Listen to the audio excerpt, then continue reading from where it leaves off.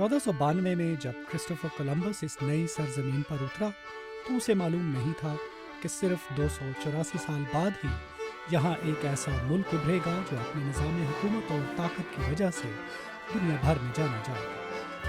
Columbus سے لے کر آج کے امریکہ تک کے سفر کی کہانی طویل ہے۔ اس کہانی میں جہاں کچھ افراد قداور شخصیات بن کر ابھرے، اسی طرح کچھ جگہوں کو تاریخی واقعات کا گواہ ہونے کی وجہ سے ایک اچھوتا مقام حاصل ہوا۔ امریکہ کے مشرقی ساحل پر واقع ریاست پینسلوینیا کا شہر فیلاڈیلفیا انہی میں سے ایک ہے۔ لائبریری آف کانگریس سے منسلک تاریخ دان جیرارڈ گیوالٹ کہتے ہیں امریکی تاریخ میں فیلاڈیلفیا کو خاصی اہمیت حاصل ہے۔ فیلاڈیلفیا میں آزادی کی قرارداد تیار اور پھر منظور کی گئی۔ یہاں پر آئین لکھا اور منظور کیا گیا۔ اگرچہ یہ دارالحکومت تو نہیں رہا، لیکن شناخت اور پہچان کے اعتبار سے فیلاڈیلفیا امریکہ کا دارالحکومت ہے۔ برطانوی تسلط کے خاتمے اور نئے ملک کے قیام میں جن اہم شخصیات نے اپنا کردار ادا کیا، ان میں سے ایک بینجامن فرینکلن تھے۔ امریکی رہنما جس قسم کی اقدار اور معاشرے کی تشکیل چاہتے تھے، ان کے خد و خال بنانے میں فرینکلن نے اہم کردار ادا کیا۔ لیکن عزت و احترام حاصل کرنے کی جدوجہد باقاعدہ طور پر تب شروع ہوئی جب برطانیہ کی جانب سے نوآبادیات پر ٹیکس لاگو کیے گئے اور 1765 میں قانونی دستاویزات جیسے شادی کے سرٹیفکیٹ اور اخبارات پر سٹیمپ ٹیکس لگا دیا گیا۔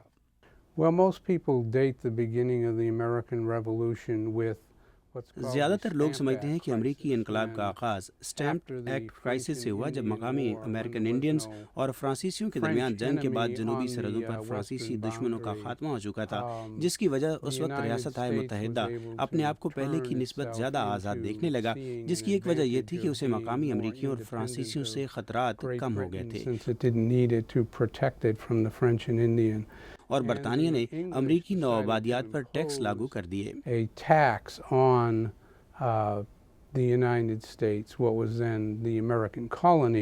امریکی نوآبادیوں میں برطانوی ٹیکسوں کی وجہ سے عام شہریوں کے مالی بوجھ میں اضافہ ہوا، اس لیے ان کے خلاف عوام کا احتجاج ایک فطری عمل تھا۔ 1770 میں بوسٹن میں مقامی نوجوانوں کی برطانوی فوجیوں کے ساتھ ایک جھڑپ اور پھر چند ہی سال بعد چائے پر لگائے گئے ٹیکس کے خلاف احتجاج نے انقلاب کی جنگ کو جنم دیا، اور اس طرح ٹیکسوں کے خلاف شروع ہونے والی تحریک آزادی کی جنگ بن گئی۔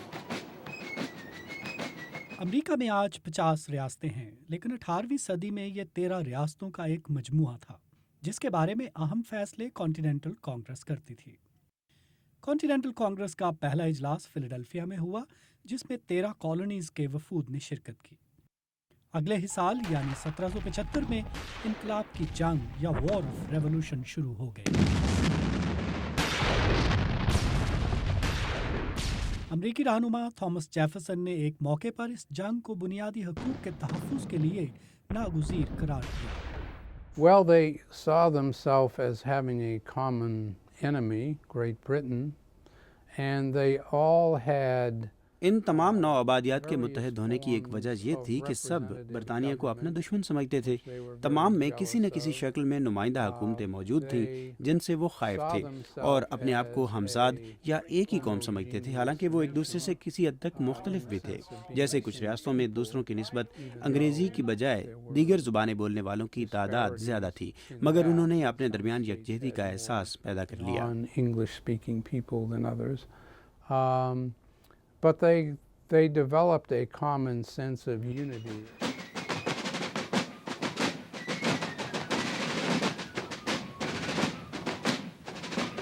آزادی کی تحریک کے سب سے اہم رہنما جارج واشنگٹن تھے، جو برطانیہ کے ساتھ جنگ میں امریکی افواج کے سربراہ تھے، لیکن حالات کی ستم ظریفی کہ واشنگٹن سمیت آزادی کے نعرے لگانے والے زیادہ تر رہنماؤں نے غلام رکھے ہوئے تھے۔ The writers of the Constitution did provide for the ending of the آئین مرتب کرنے والے رہنماؤں نے 20 سال بعد غلام درآمد کرنے پر پابندی کی شق تو آئین میں شامل کی، اور مرکزی حکومت نے 1808 میں غلام درآمد کرنے پر پابندی بھی لگائی، مگر سب کو معلوم ہے کہ غلامی ختم کرنے کے لیے ہمیں خانہ جنگی سے گزرنا پڑا۔ So there was اس لیے شروع کے دور میں اس مسئلے پر رہنماؤں میں دو آراء پائی جاتی تھیں۔ in the founding period.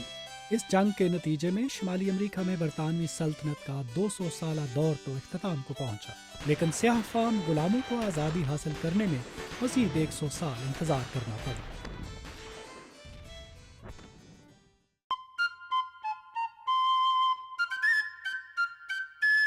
اس عمارت کو بجا طور پر یونائٹڈ اسٹیٹس آف امریکہ کی جائے پیدائش کہا جاتا ہے۔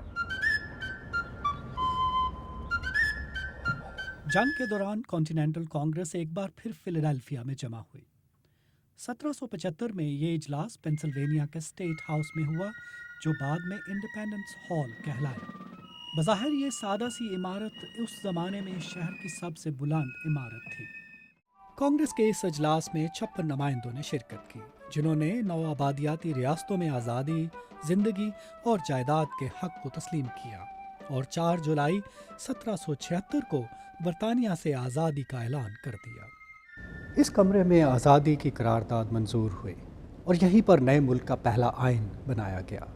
ان دونوں دستاویزات نے دنیا کی تاریخ بدل کر رکھ دی۔ اعلان کے چند روز بعد اس عمارت کے اوپر مینار پر نصب یہ گھنٹی بجائی گئی اور عمارت کے باہر جمع ہجوم کو آزادی کی قرارداد پڑھ کر سنائی گئی۔ آزادی کے روز بجائی جانے والی یہ گھنٹی لبرٹی بیل کہلائے اور آنے والے سالوں میں کئی اہم تاریخی موقعوں پر بھی بجائی گئی۔ انڈیپینڈنس ہال کے قریب رکھی یہ گھنٹی آج بھی سیاحوں کی توجہ کا مرکز ہے۔ لبرٹی بیل امریکہ میں غلامی کے خاتمے، آزادی اور اتحاد کی علامت بن گئی، اور امریکی خانہ جنگی کے بعد اسے پورے ملک میں لے جایا گیا۔ امریکہ کے بانیوں نے چاہے آزادی کی گھنٹی بجا دی ہو، مگر وہ برطانوی حکمرانوں کے کانوں پر گراں گزری، اور اگلے ہی سال انہوں نے فیلاڈیلفیا پر دوبارہ حملہ کر دیا، جس کے نتیجے میں امریکی قیادت کو وہاں سے فرار ہونا پڑا۔ 13 کالونیز کے جن نمائندوں نے آزادی کی دستاویز پر دستخط کیے، وہ ریاستہائے متحدہ امریکہ کے بانی یا فاؤنڈنگ فادرز کہلائے۔ All of the 13 American colonies joined in the war. جنگ میں حصہ لینے والی 13 کی 13 امریکی نوآبادیات نے اپنے نمائندے کانٹیننٹل کانگریس میں بھجوائے، اور تمام ریاستوں کے وفود نے آزادی کی قرارداد پر دستخط کیے۔ Signed the Declaration of Independence. انہوں نے کینیڈا پر قبضہ کرنے اور اسے امریکہ کی 14ویں ریاست بنانے کی کوشش کی، مگر برطانوی افواج نے انہیں وہاں سے مار بھگایا، اور ویسے بھی کینیڈا کے زیادہ تر لوگوں کو امریکہ کا حصہ بننے کا کوئی شوق نہیں تھا۔